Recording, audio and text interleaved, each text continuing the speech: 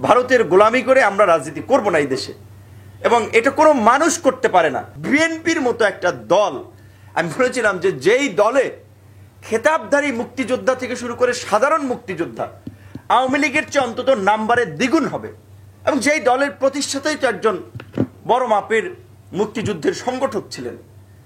আওয়ামী লীগের নেতারা যখন কলকাতা গিয়ে অনেকে তাস খেলেছেন, থিয়েটার রোডে ঘুরেছেন, সে সময় এই দিগ্ভ্রান্ত জাতিকে সংগঠিত করার জন্য সেনা অফিসারদেরকে নিয়ে তারা রিভল্ট করেছিলেন। তো সেই বিএনপিকেও শুনতে হয় যে বিএনপি স্বাধীনতা বিরোধীদের দল, এবং আমরা যারা বিএনপির সাথে আন্দোলন করি তাদেরকেও এই কথা বলে। এই কথা মানে ছোকরা ফোকরা বলে না, এই কথা আওয়ামী লীগের টপ লেভেল থেকে বলছে, ইনক্লুডিং ওবায়দুল কাদের। ইভেন প্রধানমন্ত্রী তো প্রায় তুচ্ছ তাচ্ছিল্য করে বলেছেন যে 400 টাকার মেজরের বাঁশির ফুতে দেশ স্বাধীন হয় নাই। কিংবা আবার আওয়ামী লীগের মন্ত্রীরাও বলেন যারা মুক্তিযোদ্ধা না তারা, যে জিয়াউর রহমান পাকিস্তানের চর ছিলেন।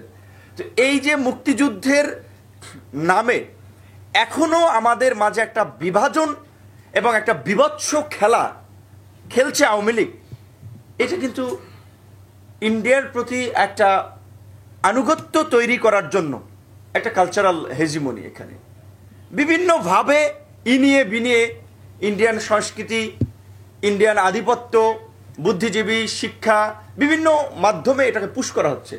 তো আমরা স্পেটকে স্পেট বলা সেটা আমরা বলতে পারি নাই। খালেদা জিয়া একবার বলেছেন, তার কারণে বিএনপির হয়তো অনেকে বলে যেটা যে ভারতের সাথে আমাদের সম্পর্কের অবনতির কারণে আমরা বিরোধী দল আছি, বিএনপির অনেকে এটা মনে করে।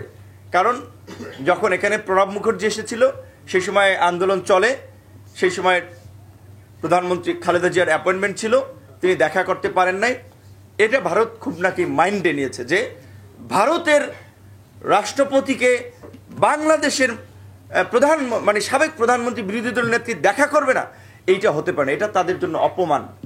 আর আমাদের দেশে দেখেছেন তো, যে যখন আপনার প্রধানমন্ত্রী প্রণব মুখার্জি অবশ্যই সম্মানিত মানুষ, ডিসেন্ট মানুষ, আমরা তাকে সম্মান করি, তিনি বাংলাদেশে এসেছিলেন, তার পেছনে দাঁড়িয়ে প্রভুর পেছনে দাঁড়িয়ে দাসের মতো আমাদের সাবেক রাষ্ট্রপতি প্রণব মুখার্জি একজন রাষ্ট্রপতি, আমাদের এইচ.এম. এরশাদ সাহেব একজন রাষ্ট্রপতি ছিলেন, তার পিছনে তারা দাঁড়িয়ে স্পিকার সহ ছবি তুলছে। হ্যাঁ, মুরব্বীদের সম্মান করা সেটা আলাদা বিষয়, ঠিক আছে, কিন্তু রাষ্ট্রের জায়গা থেকে যখন আপনি প্রতিনিধিত্ব করবেন সেটা একটা প্রোটোকল, একটা ম্যাটার করে। সেক্ষেত্রে তারা এই যেভাবে নতজানু হয়ে বাংলাদেশকে বিক্রি করে, বাংলাদেশের স্বাধীনতা সার্বভৌমত্বকে ভুলণ্ঠিত করে আপনার সম্পর্ক রাখবে, এটা কোনো দল পারবে না। আমি আমার ছোট্ট একটা অভিজ্ঞতার কথা একটু শেয়ার করি আপনাদের সাথে, বলা উচিত না তারপরে বলছি, কারণ আমার প্রতিও যদি ভারতের বিরাগভাজন তৈরি হোক, আই ডোন্ট কেয়ার। ভারতের গোলামি করে আমরা রাজনীতি করব না এই দেশে, এবং এটা কোনো মানুষ করতে পারে না।